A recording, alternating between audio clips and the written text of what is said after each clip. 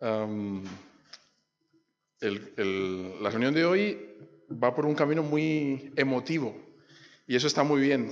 Siempre lo comento.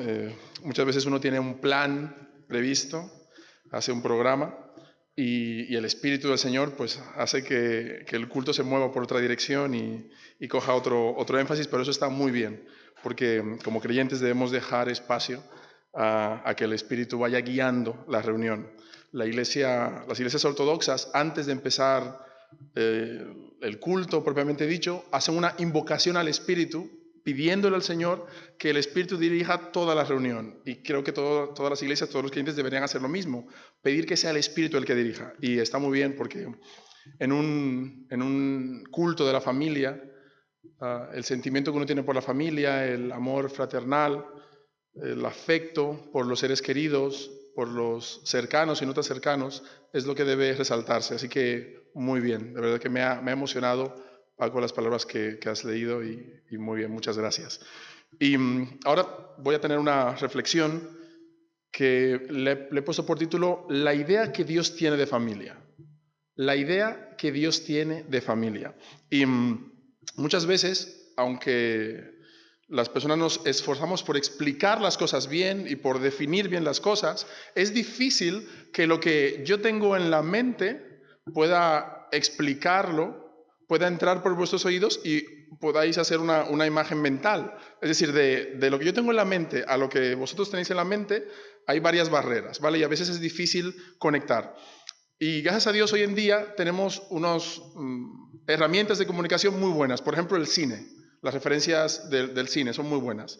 Y por eso, para empezar la reflexión de esta tarde, me gustaría evocar una referencia al cine acerca de los modelos de familia.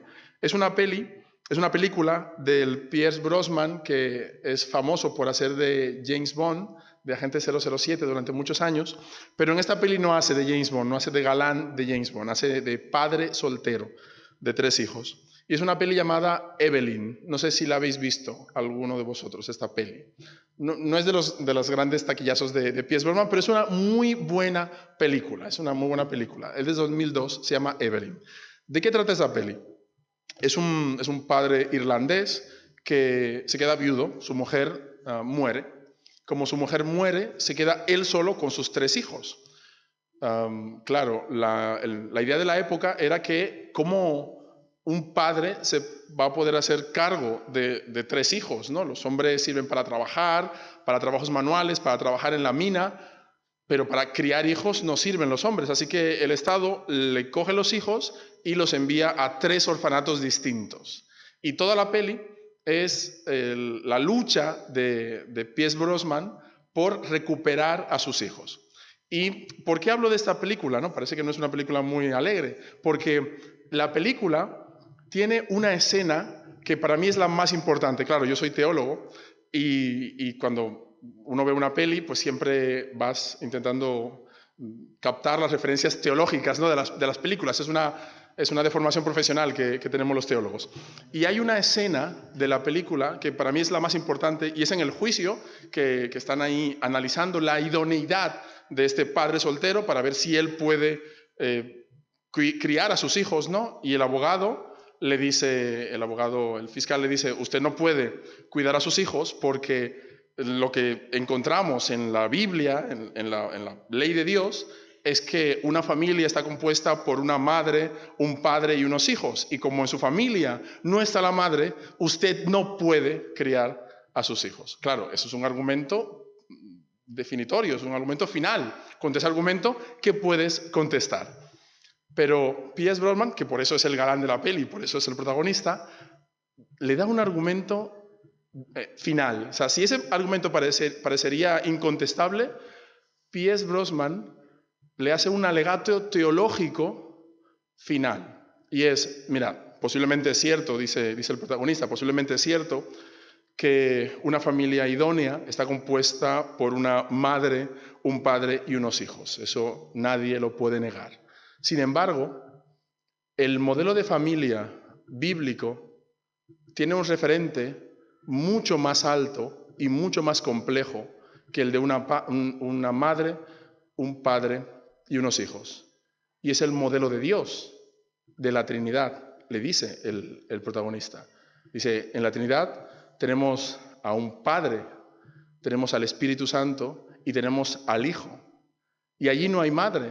Y si tenemos este modelo trinitario en la Biblia, entonces yo perfectamente puedo hacerme cargo de los hijos. No os diré cómo acaba la peli, es una muy buena peli, os animo de verdad a verla, pero fijaros este extraordinario argumento, que el modelo de la familia no se basa solamente en una familia de madre, padre e hijos, sino también en una familia como la que encontramos en la Trinidad, porque para Dios lo más importante no es tanto los elementos concretos de la familia, sino las relaciones personales que se dan dentro de la familia, la relación de cuidado, de amor, de afecto. Eso es lo más importante. Y por eso en esta tarde, cuando celebramos el Día de la Familia y cuando hablamos acerca de la idea que Dios tiene para la familia, quería traeros este texto de Marcos, que nos habla también de la familia, Marcos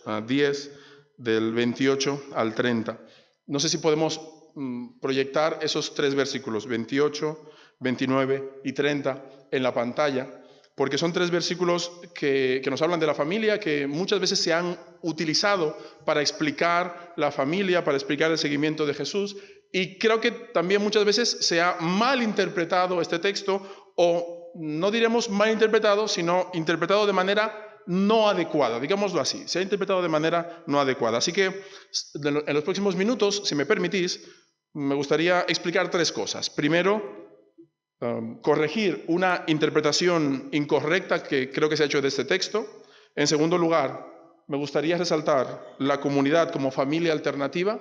Y en tercer lugar, me gustaría hablar del nuevo tipo de familia que nace del proyecto de Jesús. Quiero hablar de estas 3 cosas. No será muy extenso. Intentaré hacerlo lo más concreto posible. Como el estudiante, creo que nunca os he explicado esto, que en una ocasión un profesor de filosofía le pidió a un estudiante que le hizo un examen de filosofía al estudiante y le dijo, defínete en 10 palabras o menos. Y el estudiante cogió la hoja y puso conciso, y el profesor le puso un 10, ¿no? 10 palabras o menos, conciso, soy conciso, perfecto. No habéis entendido el chiste, o ha sido un chiste muy malo. Muy bien. Intentaré ser conciso, ¿vale? Para que me pongáis un 10. No, tenemos los 3 versículos, 28, 29 y 30 del capítulo 10 de Marcos. Creo que a partir de estos versículos se ha hecho una interpretación incorrecta. Fijaros que al final del versículo 29, Marcos 10, 29, del versículo 30, perdón, dice que no reciba 100 veces más ahora en este tiempo casas, hermanos, hermanas, madres, hijos, tierras, con persecuciones. Y creo que muchas veces se ha interpretado que este texto nos dice que el seguimiento de Jesús, el camino del Evangelio, la fe en Dios, es una fe que implica el sufrimiento y las persecuciones. Se ha dicho eso a partir de este versículo. Yo pienso que el texto no dice eso. Yo pienso que el texto no dice que Dios nos llama a sufrir. Creo que el texto lo que nos está comentando, nos está explicando que la vida normal, la vida de cualquier persona, es una vida en la que nos vamos a encontrar sufrimiento. De una u otra manera en la vida encontraremos sufrimiento. No se nos está diciendo, si crees vas a sufrir, sino la vida en sí implica sufrimiento. En la vida encontraremos problemas, dificultades y crisis. No se nos está diciendo vas a sufrir, sino que nos está explicando que en la vida hay sufrimiento. Es como cuando Eva y yo estábamos esperando a nuestra primera hija, a Noah, y claro, éramos padres primerizos, éramos jóvenes, no teníamos ni idea, y cualquier cosa pues nos asustábamos. Y en una ecografía a la niña le salían 2 bultitos aquí en la cabeza, como si fueran 2 bañas, y claro, nos asustamos muchísimo. Y claro, tú te pones a buscar en internet, y en internet te dicen que puede ser cosas gravísimas. Y la doctora, pues claro, estábamos ahí asustados, imaginaos, 2 jovencitos, esperando a su primer hijo, muertos de miedo, y la doctora nos dice, a ver, esto puede ser algo malo o puede ser algo insignificante. Y nosotros le decíamos, pero claro, estamos nerviosos, ¿qué podemos hacer? Y la doctora nos dijo, no podéis hacer nada porque vais a ser padres y vais a estar sufriendo toda la vida por esta niña. Así que lo único que podemos hacer es esperar. No podemos hacer absolutamente nada, solo esperar. Y nosotros decíamos, ya, pero estamos sufriendo por esto. Y ella nos dijo, bueno, bienvenidos a la carrera de ser padres. Sufriréis toda la vida por ser padres de esta niña. Y es así. En la vida implica sufrimiento. No significa que si sigues a Jesús obligatoriamente vas a sufrir, sino que en la vida el sufrimiento es real. Y lo importante es que como creyentes, como cristianos y cristianas, entendamos que en medio de las crisis y de las dificultades, en medio del sufrimiento, en medio de cualquier padecimiento que podamos experimentar, hay una cosa que sí que tenemos seguro, hay una promesa que sí es real en la Biblia, y es que el Señor está con nosotros. Así que primero, eso es lo primero que quería comentar de este texto, porque muchas veces cuando se lee este texto se subraya este elemento, el elemento de las persecuciones y de las aflicciones y los problemas, y pienso que esa no es la idea principal del texto. Pienso que la idea principal del texto es otra que vamos a ver más adelante. Antes de ver la idea principal, el segundo punto que quería comentar, y es la comunidad como familia alternativa. Hemos leído en esta tarde dos textos, este de Marcos capítulo 10 y otro texto de la primera carta de Pedro, si os acordáis, la primera carta de Pedro. ¿Por qué hemos leído el texto de la primera carta de Pedro? Fijaros, cuando tú lees la primera carta de Pedro, y no sé si hace mucho que no lo habéis leído, si hace mucho que no lo habéis leído, os recomiendo en esta semana leer la primera carta de Pedro, te das cuenta de que la primera carta de Pedro sigue una línea conceptual muy concreta. Si fuésemos a resumir Primera de Pedro, podríamos resumirla de la siguiente manera. Primera de Pedro nos explica que la iglesia es un hogar para los que no tienen ni casa ni hogar. Ese es el resumen de la primera carta de Pedro. La iglesia es un hogar para los que no tienen ni casa ni hogar. La iglesia puede ser un hogar para aquellos que no tienen patria, que no tienen casa y que no tienen hogar. Y cualquier persona que haya migrado, que se haya movido de su zona de confort, puede dar testimonio de eso en esta tarde, ¿verdad, Herminia?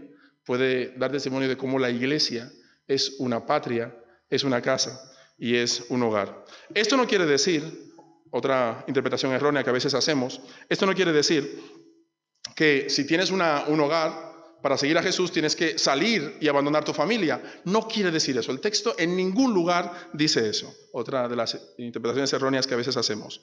Esto quiere decir es que si no tienes familia, la iglesia es tu familia. Eso es lo que quiere decir. Si no tienes familia, la iglesia es tu familia. En el año 2000, yo llegué a España, de República Dominicana, llegué yo solo, sin mi zona de confort, y la iglesia a la que fui, que fue la iglesia de Magallanes, hoy Iglesia Viva, fue mi hogar. La gente allí se repartían a este pobre chico los domingos para invitarlos a comer, y en vacaciones me acogían en sus casas y dormía con los niños y con los jóvenes de la casa, y fue un tiempo muy, muy positivo para mí porque experimenté la acogida de una iglesia. La iglesia, la comunidad puede ser iglesia para aquellos que no tienen ni patria, ni casa, ni hogar. Eso es lo que nos dice. Y en tercer y último lugar, me gustaría explicar, a partir de este texto, creo que el énfasis que quiere hacer el texto es el siguiente. Este texto quiere explicarnos, quiere proponernos un nuevo tipo de familia que nace con el proyecto de Jesús. Creo que este es realmente el sentido de este texto. Un nuevo tipo de familia que nace con el proyecto de Jesús. Ahora, si puede ser, a ver si podemos poner los versículos 29 y 30 en la pantalla, porque vamos a leerlo. Vamos a hacer un ejercicio de lectura. Leer la Biblia es apasionante. Cuando tú lees la Biblia y no la lees rápido simplemente para leer una cantidad determinada de versículos diarios, sino que la lees realmente intentando desentrañar el sentido, intentando descubrir lo que dice el texto, muchas veces te encuentras con cosas sorprendentes, pero tienes que leer la Biblia como si tomases una buena taza de café. Si sois cafeteros, sabéis de qué hablo. Tomar una taza de café no es simplemente tomar el café y bebértelo, sino degustar y saborear el café. Ahora, perdonad el símil, vamos a intentar disfrutar de estos dos versículos. Vamos a leer atentamente estos dos versículos. Fijaros qué dice. Jesús dice, amén, de cierto os digo que no hay nadie que haya dejado casa. Tener en cuenta estos elementos, porque son muy importantes para entender el texto. Casa, hermanos, hermanas, padre, madre, mujer, hijos o tierra, por causa de mí y del Evangelio, que nos reciba 100 veces más en este tiempo, casas, hermanos, hermanas, madres, hijos y tierras, con persecuciones en el siglo venidero, la vida eterna. De estos elementos, del versículo 29 y el versículo 30, vemos que se repiten casi todos los elementos, pero hay un elemento que no se repite. ¿Cuál es el elemento que no se repite? El elemento que no se repite es la clave para entender el texto. Así que, ¿cuál es el elemento que no se repite?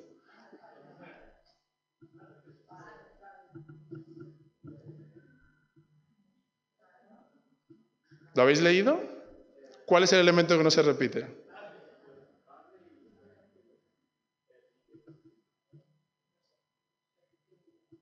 Madres se repite. Muy bien. Padre y mujer. Esos dos elementos no se repiten. Pregunta, ¿por qué no se repiten estos dos elementos? ¿Por qué creéis que no se repiten esos dos elementos?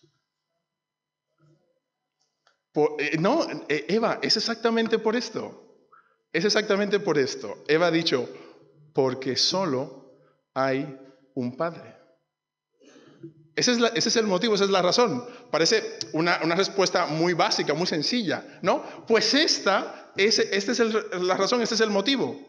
Jesús nos propone un modelo de comunidad donde solo hay un Padre, que es Dios. Así que evidentemente no se promete que habrá muchos padres, solo hay un Padre que es Dios. ¿Por qué nos dice que solamente hay un Padre que es Dios? Porque en el nuevo proyecto de familia, de comunidad que nos propone Jesús, lo más importante no es las relaciones verticales, sino las relaciones horizontales. En el nuevo proyecto que nos propone Jesús, en el nuevo modelo de familia que nos propone Jesús, es un modelo de familia donde todos somos hermanos, donde todos somos iguales. De ahí que no se repita las relaciones verticales.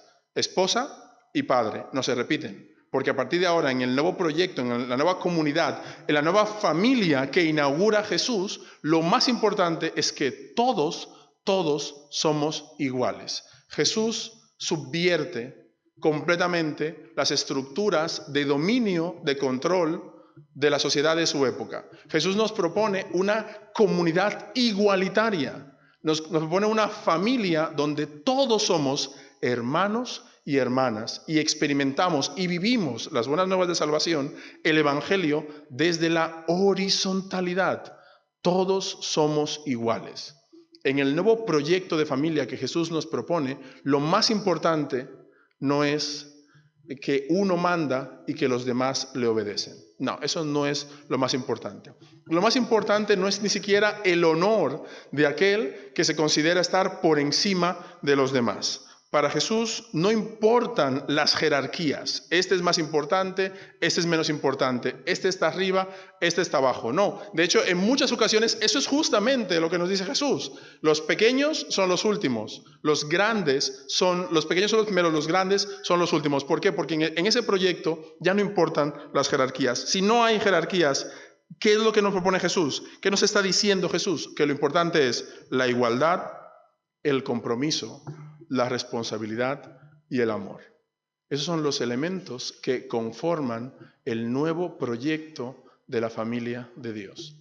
Si la iglesia, si la comunidad quiere ser realmente una familia de familias, ese es el modelo que tiene que seguir. No es el modelo de la jerarquía. Yo mando y el otro obedece. No, es el modelo de la corresponsabilidad. Es el modelo del compromiso, de la igualdad y del amor, donde todos somos iguales y donde todos nos cuidamos los unos de los otros. Solamente hay un Padre, que es el Padre Celestial, y el resto nos relacionamos entre sí como hermanos y hermanas. Este es el modelo de familia de Jesús. Ya no hay quien manda y quien obedece. Ya no hay uno que es más importante y otro que es menos importante, sino que todos, absolutamente todos somos hermanos. Pero las personas muchas veces no entienden este modelo de familia. Este es un modelo de familia que Jesús nos propone, que los discípulos lo entendieron y las primeras generaciones de creyentes empezaron a experimentar y a vivir la igualdad real en la iglesia. Lo empezaron a vivir y experimentar de manera tan radical que incluso hay un texto en Gálatas 3:18 que se nos ha quedado en la escritura. 3:28, perdón, que lo que nos habla es justamente de esto, de cómo la iglesia del primer siglo empezó a vivir esa realidad que Jesús proponía. Dice, ya no hay judío ni griego, no hay esclavo ni libre, no hay varón ni mujer, porque todos vosotros sois uno en Cristo Jesús. Eso es igualdad real en el seno de la comunidad. Pero hubo un problema. Los creyentes del primer siglo querían vivir la igualdad, estaban empezando a experimentar la igualdad. Pero a partir del siglo II, siglo III, algunas comunidades dijeron, no, pero ¿por qué no hay un pastor, hay un líder que nos mande y que nos guíe? Y cada iglesia empezó a tener un pastor que mandaba más que los demás, y luego un pastor que mandaba en una ciudad, y luego un pastor que mandaba en una región, hasta que llegamos a un papa que manda en todos, ¿no? Y los que somos protestantes, muchas veces la gente no sabe qué es eso de ser protestante, y muchas veces definimos, bueno, nos preguntan, ¿y vosotros creéis en el Papa? No es que yo crea o no crea en él, simplemente que nosotros entendemos que no hay ningún hombre que pueda tener el título de representante de Dios en la tierra. Jesús lo dijo bien claro, no hay padres. En el nuevo proyecto de familia que Él quiere inaugurar, si la iglesia realmente refleja el modelo de familia que Jesús quiere inaugurar, no hay jerarquías, no hay nadie que sea más importante, no hay nadie que mande sobre los demás, porque todos somos hermanos. Ahora, y con esto quiero terminar en esta tarde, ¿cuál es el énfasis? ¿Cuál es el énfasis que quiere proponernos Jesús cuando nos dice que todos somos iguales, que todos somos hermanos y hermanas? Que cada uno de los que estamos aquí tenemos la responsabilidad de cuidarnos los unos a los otros. Normalmente los padres, las madres en la familia tienen la responsabilidad de cuidar de los demás. Y eso es fantástico, es maravilloso, es una responsabilidad muy grande. Cuando tienes un hijo, que lo tienes ahí en brazos, lo ves por primera vez, te das cuenta de que toda tu vida vas a estar amando a esa criatura y que vas a entregar tu vida por ella y que da igual lo que esa pequeña persona haga, siempre vas a amarla y quererla y cuidarla con todas tus fuerzas. Lo que nos propone Jesús, al quitar la figura del Padre terrenal y dejarnos solamente con el Padre celestial y decirnos que lo importante son las relaciones de horizontalidad, la igualdad entre los miembros, ser hermanos y hermanas, es que tú y yo, si queremos formar una familia como lo que Jesús quiere, tú y yo debemos responsabilizarnos de cuidar, proteger, proveer de lo necesario al hermano que tenemos al lado. Por eso también lo que hemos hecho antes de ir a abrazar a otra persona que no fuese de tu familia es tan hermoso, porque estamos diciendo, te quiero, me importas, eres de mi familia. Y eso es lo más importante, y eso es lo que tenemos que esforzarnos por subrayar y materializar, realizar, no solamente en el culto del domingo por la tarde, sino durante toda la semana. Que sea realmente un reto para nuestras vidas, entendernos como familia de familias, como un nuevo proyecto de familia de parte de Dios, donde lo importante es que somos hermanos y hermanas y que cada uno de nosotros tiene la responsabilidad de cuidar a su hermano. Y acabo con esta referencia. La Biblia empieza con una historia, la historia de Adán y Eva. No sé si os acordáis. Y después de la historia de Adán y Eva, viene la historia de Caín y Abel. Y antes de que acabe la historia de Caín y Abel, Dios le hace una pregunta a Caín. ¿Os acordáis cuál es la pregunta que le hace Dios a Caín? ¿Dónde está tu hermano? ¿Y sabéis cuál es la respuesta?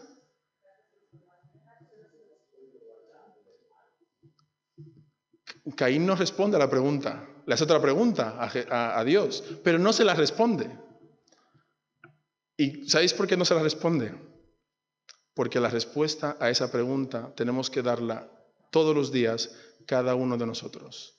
¿Dónde está tu hermano? Lo sé dónde está mi hermano, y mi compromiso delante de Dios es cuidar al hermano que tengo al lado. Que Dios nos bendiga.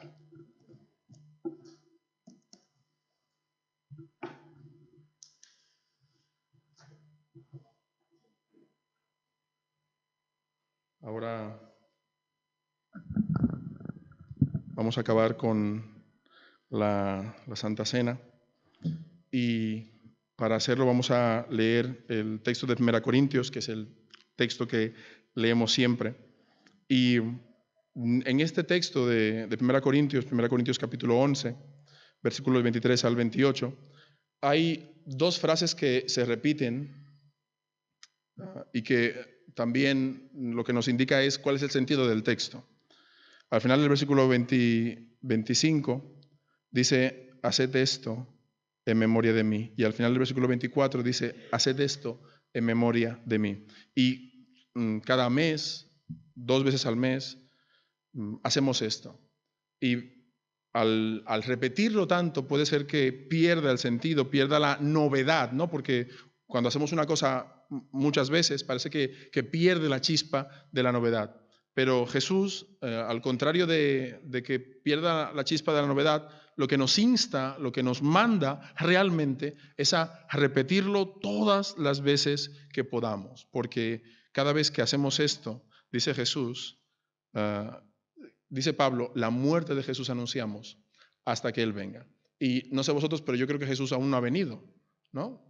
¿Sí? No, creo que no ha venido. Así que como no ha venido, tenemos que celebrar la Santa Cena. Así que me gustaría pedir a las personas que me van a ayudar que se pongan de pie, por favor, y vengan.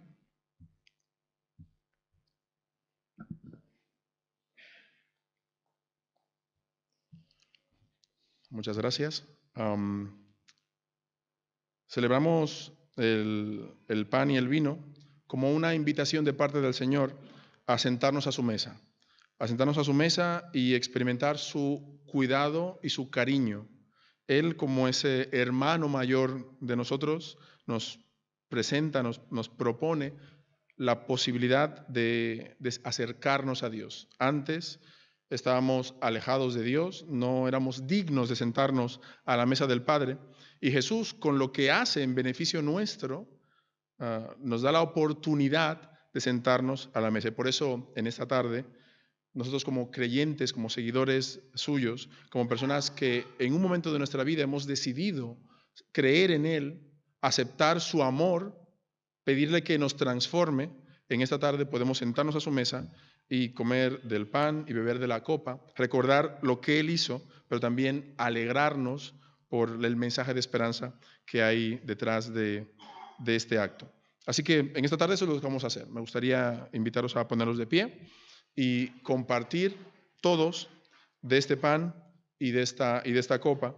Y mientras lo hacemos, recordar el sacrificio de Jesús en beneficio nuestro, que ese sacrificio nos da la oportunidad de formar parte de la familia de Dios, y en base a esa noticia maravillosa, en esta tarde, decirle al Señor muchísimas, muchísimas, muchísimas gracias. Así que lo que vamos a hacer es que vamos a repartir el pan primero. Cada uno va a coger un trocito de pan, y cuando todos tengamos un trocito de pan vamos a leer el texto, vamos a comer y vamos a dar gracias. ¿De acuerdo? Así que voy a pedirle, por favor, a mis ayudantes que, por favor, repartáis el pan. Coged todos un trozo cada uno, por favor. Y cuando todos tengáis, vamos a leer el texto.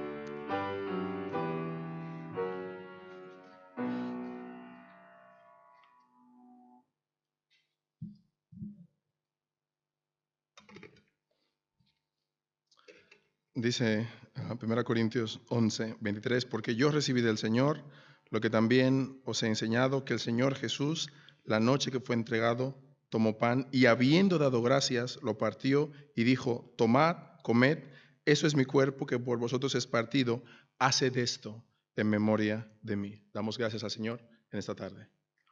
Señor, gracias porque nos permites la posibilidad de estar aquí junto a ti, de sentarnos a la mesa del Padre, gracias a tu sacrificio, gracias a que tú entregaste tu vida por nosotros, así que en esta tarde lo que hacemos es darte muchísimas, muchísimas gracias.